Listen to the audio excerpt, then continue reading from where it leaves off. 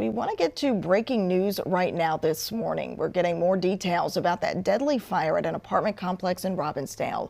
So far, we've told you a woman is dead and several people have been displaced. Our Barrett Leone is there and joins us live from the scene. Barrett, what can you tell us?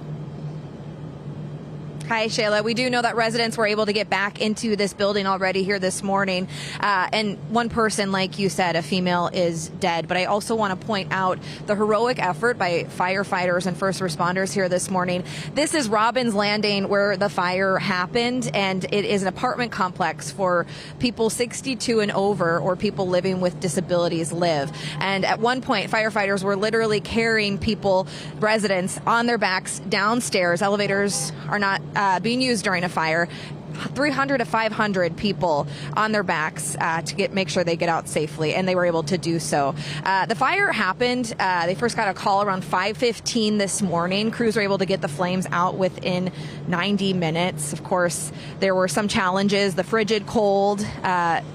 Evacuating residents safely, hundreds of residents. And lastly, firefighters were greeted with a thick wall of smoke on the third floor apartment complex that they were treating.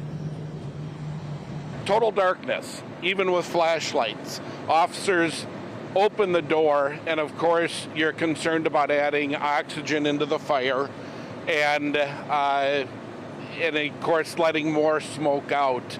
And so officers opened the door, and it was literally a black wall of smoke. So they called in, keeping in mind our officers don't carry air packs. So they're standing in a very dangerous environment, calling out to anybody who could possibly crawl to them, get to them, and then they had to close the door.